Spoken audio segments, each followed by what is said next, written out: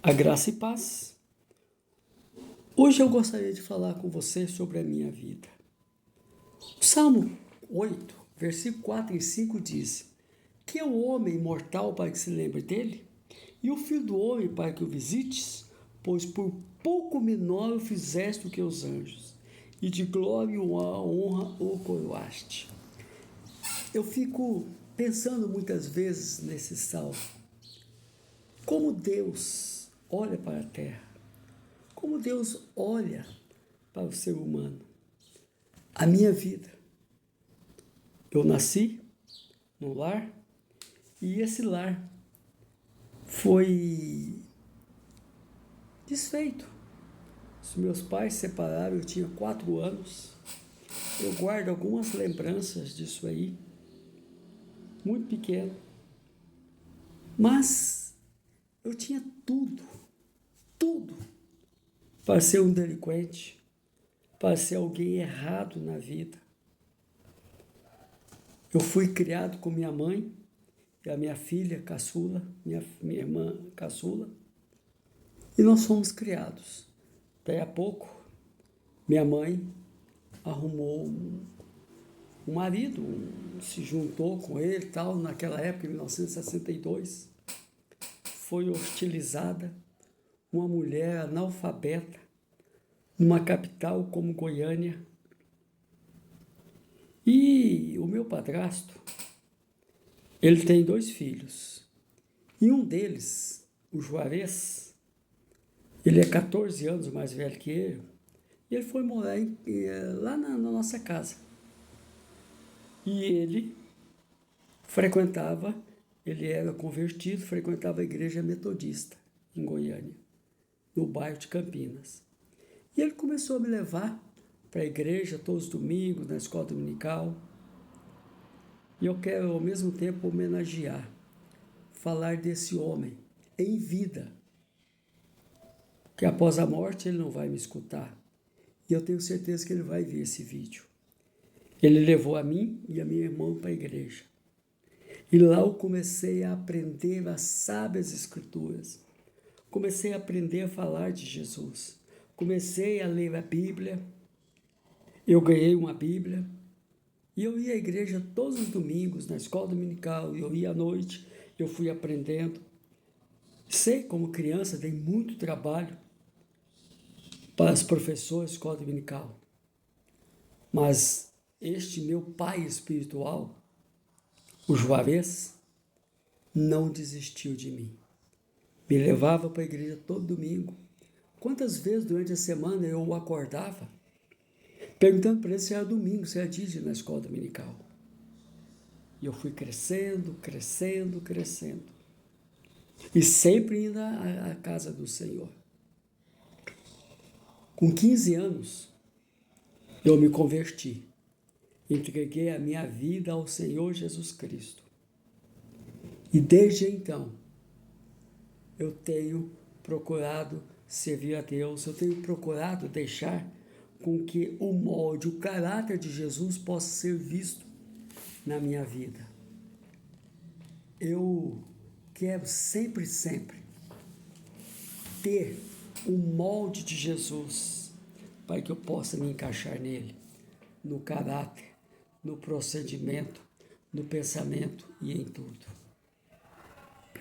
E eu fico pensando, quem é o homem para que Deus se lembre, Senhor?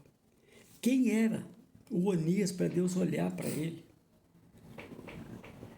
Logo a seguir da minha conversão, certa noite, eu estava orando, estava de joelho nos pés da minha cama. Eu lia um capítulo da Bíblia por dia. Gastei 3 anos para ler a Bíblia toda. Eu estava ali, de joelho, de repente eu tive uma visão.